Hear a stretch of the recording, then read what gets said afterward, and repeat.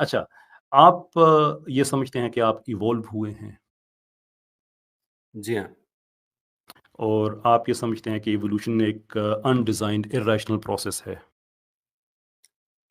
Evolution अनडिजाइंड process नहीं है। Evolution जो है वो मिलियंस और बिलियंस ऑफ ईयर्स में अपने आप को परफेक्ट करता है। एवोल्यूशन का जो प्रोसेस है वो नेचर इंटेलिजेंटली अपनी परफेक्ट करता है। इंटेलिजेंटली परफेक्ट नहीं करता है, क्योंकि अगर इंटेलिजेंटली परफेक्ट करता हो तो राइट, फिर हमें बहुत सारे ऐसे ऑर्गन्स की जिनकी हमें जरूरत नहीं है वो हमारे अंदर ना पाए जाते हो, और बहुत सारी जो स्पीशीज हैं उसकी बात हो रही वो है हमारी। वो एक्सटिंक्ट ना हो जाएं। That's fine, I I get it. वो एक्सटिंक्ट होना इवोल्यूशन की दलील नहीं है, वो तो किसी भी क्रिएटर की भी हो सकती है। उसकी भी दलील है कि उसने एक्सटिंक्ट कर दिया, but that is not something जी हाँ। We are discussing here. सवाल मेरा आपसे ये है कि आप ये समझते हैं कि इवोल्यूशन एक इररेशनल प्रोसेस है जिसके पीछे कोई रैशनल माइंडसेट या डिज़ाइन नहीं है। एवोल्यूशन के पीछे कोई माइंडसेट नहीं है, कोई डिजाइन नहीं है, कोई डिवाइन गाइडेंस नहीं है, और ये इररेशनल देयरफॉर प्रोसेस नहीं है। ये इररेशनल प्रोसेस नहीं है। नेचर तो फिर अपने ये आप को रैशनल नेचर अपने ये आप को रैशनल नेचुरल प्रोसेस है। सिलेक्शन के जरिए अपने ऑर्गन्स को, अपनी जो स्पीसिएशन है उसको परफेक्ट करती है, राजा साहब। That's great. तो फिर तो नेचर बड़ी इंटेलिजेंट मालूम हो रही है। मैंने यही तो मसला है कि अगर आप रिचर्ड डॉकिंस की किताब द ब्लाइंड वॉच मेकर पढ़ें तो आपको पता चलेगा कि नेचर के अंदर जो एवोल्यूशन हो रही है उसके पीछे कोई क्रिएटर नहीं बैठा है जो जुम्मे वाले दिन आई गेट आदम इट, को असर से लेकर आई इशा गेट तक इट। पैदा कर रहा है। नेचर के पीछे कोई, लेकिन वो इतनी ज़बरदस्त चीज़ है कि वो डेड डेड तो खैर नहीं कह सकते हैं, लेकिन नॉन लिविंग कुछ सेट ऑफ पार्टिकल से वो अवैस इकबाल तक कहानी लेके आ सकती है बगैर जी किसी हाँ। गाइडेंस के। जी हाँ। फाइन। जी हाँ। मैं आपसे सिर्फ जानना चाहता हूँ कि इवोल्यूशन को अगर आप समझते हैं कि इसके पीछे कोई रैशनल प्रोसेस नहीं है, तो इसको इरैशनल कहने में क्या मसला है आपको? एवोल्यूशन के पीछे एक रैशनल प्रोसेस है, और इसका ये जो रैशनल और प्रोसेस है रैशनैलिटी ये कहाँ से आती है उसकी? आई गेट इट, वो आई गेट इट। नेचुरल उसकी सिलेक्शन रैशनैलिटी के कहाँ से जरिए आती है? आती है, वो एक्सपेरिमेंटेशन के डिफाइन जरिए करें। आती है। श्योर, डिफाइन करें रैशनल नेचुरल सिलेक्शन क्या होती है? नेचुरल सिलेक्शन आपने वो पढ़ी होगी जो लमार्क की एग्जाम्पल है कि किस तरह से जो लंबी गर्दन वाले जराफे थे उनका उनका जो मुंह था वो पत्तों तक पहुंचता था, और जो वो तो नहीं होती ना, छोटी गर्दन वाले, वो तो नहीं होती। जो मुझे होती है जवाब दे मुझे वो लेने दें। बताएं। मुझे जवाब दे लेने दें। टाइम ज़ाया जो कर रहे हैं ना, वो छोटी तो नहीं गर्दन वाले होती। जो होती जराफे है थे मुझे वो बताएं। उनका उनका मुंह पहुंचता नहीं था, और वो छोटी गर्दन वाले जराफे जो थे वो एक्सटिंक्ट हो गए, और लंबी गर्दन वाले जो जराफे थे वो चलते रहे। ये होती है नेचुरल सिलेक्शन, राजा साहब।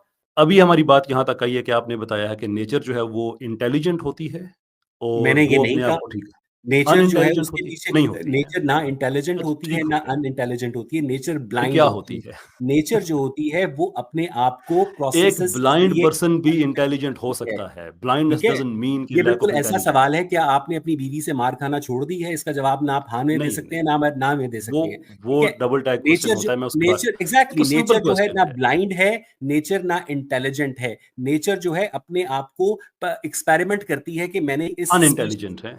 नहीं, नेचर जो है वो अपने आप को अनइंटेलिजेंट स्पीशीज नहीं है, के इंटेलिजेंट अंदर भी नहीं है। मुख्तलिफ मॉडल्स ट्राई करती है, फिर उसे पता चलता है कि ये मॉडल जो है वो परफेक्ट है सर्वाइवल के लिए।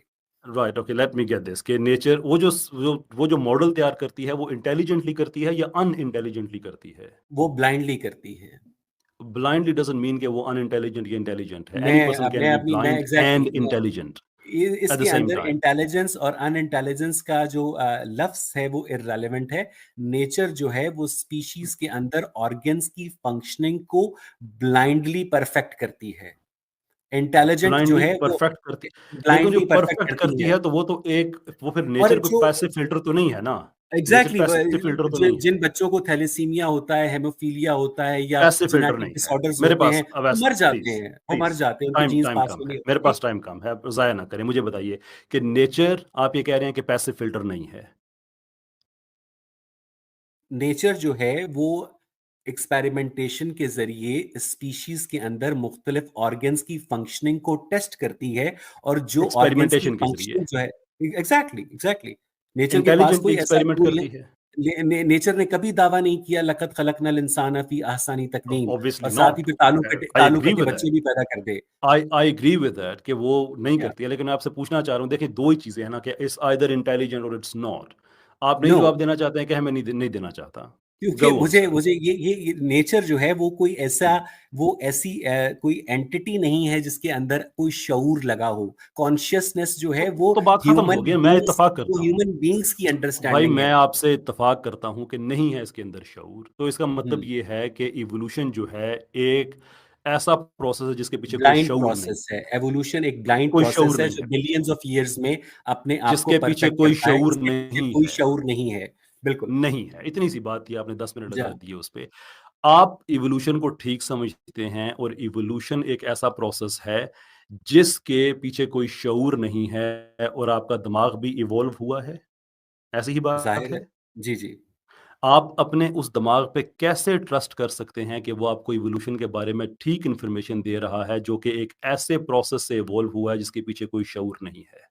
Go on. क्योंकि उसी दिमाग ने हमें ये लैपटॉप बनवाया है, हमसे हमसे ये वाईफाई बनवाया है। उसी दिमाग ने हमसे ये सारे गैजेट्स बनवाए हैं जो परफेक्टली काम कर रहे देयरफॉर हैं। देयरफॉर ये सबूत, और ये हमारे शऊर की फतह है।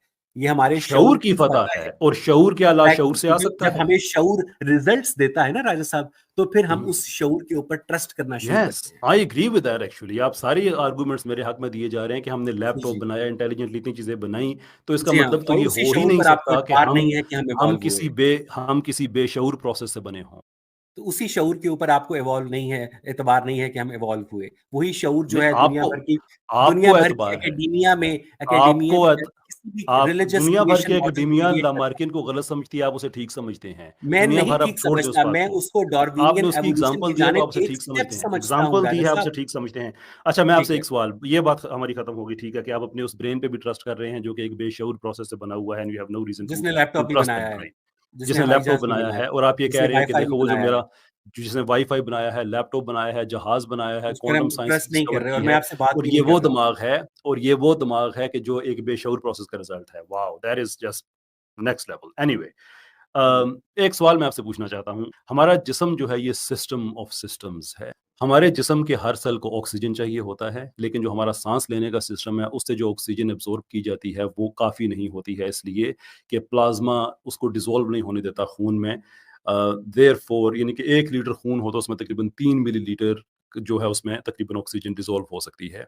एक रेस्टिंग पोजीशन में हमें तकरीबन 250 मिलीलीटर पर मिनट के हिसाब से ऑक्सीजन चाहिए होती है, जबकि जो ये सांस लेने का प्रोसेस है इससे जो ऑक्सीजन आती है वो तकरीबन 15 मिलीलीटर होती है, जो कि बहुत कम है। इसको रिजोल्व करने के लिए हमारा जिस्म इंटरनली ऑक्सीजन प्रोड्यूस करता है through a very particular protein जिसे हीमोग्लोबिन कहा जाता है। अब हीमोग्लोबिन बनता है सिर्फ रेड सेल्स से। रेड सेल्स वो हमारे जो बोन मैरो में जब डेवलप होते हैं तो वो हीमोग्लोबिन बनाते हैं। अब हीमोग्लोबिन जो है उसके ज़रिए ऑक्सीजन ने जिस्म में जाना होता है, लेकिन प्रॉब्लम ये है कि अगर वहाँ पे आयरन के एटम्स ना हों तो ऑक्सीजन उसके साथ अटैच नहीं हो सकती। अब आयरन टॉक्सिक होता है सिस्टम के अंदर, तो वो आयरन जो कि ऑक्सीजन को स्टिक कर सके हमारी हीमोग्लोबिन के साथ, वो आता है हमारे लिवर से एक और प्रोटीन के ज़रिए जो स्पेसिफिकली इसी पर्पज़ के लिए बनती है लिवर से, जिसे ट्रांसफेरिन कहा जाता है। और ट्रांसफेरिन जो है वो फिर हमारे ही जो हमारे स्टेम सेल्स हैं जो कि रेड सेल्स बनते हैं बाद में, उनके जो मेम्ब्रेन है, आउटर सरफेस है, वहाँ पे लॉक होते हैं और आयरन को डिलीवर करते हैं। वो आयरन लगती है फिर हमारे हीमोग्लोबिन पे, और फिर ऑक्सीजन लगती है हमारे उस आयरन के साथ, और ये पूरे जिस्म में जाती है। ये इतना कॉम्प्लेक्स सिस्टम है और इतना ज़बरदस्त सिस्टम है। As an honest person, would you believe for a second कि ये डिजाइंड नहीं है बल्कि सेट ऑफ रैंडम एक्सीडेंट्स का प्रोडक्ट है? बहुत ही खूबसूरत सवाल किया राजा साहब, और मैं एक्सपेक्ट कर रहा था कि आप ये क्वेश्चन जो है जरूर करेंगे। जी आपने जब जी। इसी से मिलता जुलता पॉइंट उठाया था, जब आपने ब्लू आइज और ब्राउन आइज का जो न्यूक्लियोटाइड सीक्वेंस है वो लोगों को दिखाया था, और आपने कहा था कि क्या खूबसूरत सीक्वेंस है और इतना इंट्रिकेट हम्म। प्रोसेस जो है वो क्या ब्लाइंड है। तो राजा साहब ये बताइएगा कि जो इतना जो कैंसर है, जो हेमोफीलिया मेरे है, सवाल का जवाब दीजिएगा। थैलेसीमिया है, वो जो इंट्रिकेट प्रोसेस है जिसके अंदर बाकायदा सिर्फ और सिर्फ एक जगह के ऊपर न्यूक्लियोटाइड जो कोडॉन होता है उसके अंदर म्यूटेशन होती है, जिसके नतीजे में वो जेनेटिक बीमारी होती है। तो वो भी क्या उसी डिवाइन जो क्रिएटर है उसकी देन है, जिस डिवाइन क्रिएटर की तारीफ आप कर रहे हैं राजा साहब? काइंडली मेरे सवाल का जवाब दीजिएगा। आप मेरे सवाल का जवाब, आप मेरे सवाल में मैं आपका क्रॉस जवाब छुपा मैं हुआ है कि मैं आप क्रॉस अपने एग्जामिन कर रहा हूँ। अपने फर्जी नो खुदा नो, के अब मैं आप क्रॉस अपने एग्जामिन फर्जी कर रहा खुदा हूँ। को क्रेडिट देते मेरा हैं कि उसने सवाल इतना है कि इतना खूबसूरत डिजाइन कॉम्प्लेक्स बनाया, सिस्टम, और लेकिन ये आप सिर्फ उस एक सिस्टम मैंने आपको बताया है, सिर्फ एक। हम्म, आप के और मैंने आपको नज़दीक सिर्फ इसकी बेहतर 3-4 बीमारियों के नाम एक्सप्लेनेशन बताए हैं। इंसानों इसकी के बेहतर अंदर जो एक्सप्लेनेशन मिलियंस ऑफ क्या है? डिजीजेज़ हैं, अवैस इकबाल साहब, प्लीज़ उसका स्टॉप टॉकिंग ओवर रिस्पांसिबल मी। कौन है? Please stop talking over me. सवाल ये है, इतना कॉम्प्लेक्स सिस्टम आपको डिज़ाइन लग रहा है या सेट ऑफ रैंडम एक्सीडेंट्स का प्रोडक्ट लग रहा है? गो अगर ऑन। इतना कॉम्प्लेक्स सिस्टम जो है हर इंसान में परफेक्टली काम कर रहा हो तो वो डिजाइन हुँ, है, और अगर इतना कॉम्प्लेक्स सिस्टम मुख्तलिफ इंसानों में वेरिएबल परफॉर्मेंस दे रहा हो तो फिर वो एवोल्यूशनरी प्रोसेस का नतीजा है। प्लस हुँ। जितनी भी आपकी जेनेटिक डिजीजेस हैं, उनका मेरा जो आपसे इंट्रिकेट सवाल मैकेनिज्म है, वो इस बात का सबूत है कि देयर इज वो इस नो बात का परफेक्ट सबूत क्रिएटर। नहीं है। ठीक। देयर इज़ ये इसका ठीक। सबूत नहीं है कि अगर आपको किसी भी बुरे डिज़ाइन पे अगर आपको एतराज़ है, तो वो एतराज़ बज़ाते खुद डिज़ाइनर की एग्जिस्टेंस की एक्नॉलेजमेंट है। क्योंकि आप ये कह रहे हैं कि ये जो कि डिज़ाइन बुरा परफेक्ट है, व्हिच इज़ डिजाइनर टू है। से, अब मेरी जो कि बात सुन परफेक्ट लीजिए ना। डिजाइनर है। वो मेरी एक परफेक्ट क्यों? डिजाइनर बैड अवैस डिजाइन इकबाल क्यों साहब, करेगा, आई राजा आई साहब? Really want to respect you कि आप बात हम्म, करने देंगे। आप इंटरनेट के ट्रोल नहीं हैं, ठीक। पब्लिश्ड ऑथर हैं, for goodness sake. Bad design का इल्ज़ाम बज़ाते खुद डिज़ाइनर की एग्जिस्टेंस की एक्नॉलेजमेंट है। आपकी एक ज़ाती डिसएग्रीमेंट है कि ये नहीं होना चाहिए था। But that is not to say कि डिज़ाइनर नहीं है। मुझे ट्रंप के बहुत से फैसलों से इख्तलाफ है, लेकिन मैं उन फैसलों को यूज़ करके ट्रंप की एग्जिस्टेंस से इनकार नहीं करता। हम्म। आपको एक है, खुदा से आपकी मुलाकात होगी, आप कहेंगे मैं समझता हूँ ये तूने गलत किया, sure, by all means do that. लेकिन ये आर्गुमेंट नहीं है for the non existence. Anyway, I rest my case for now. Thank you very much.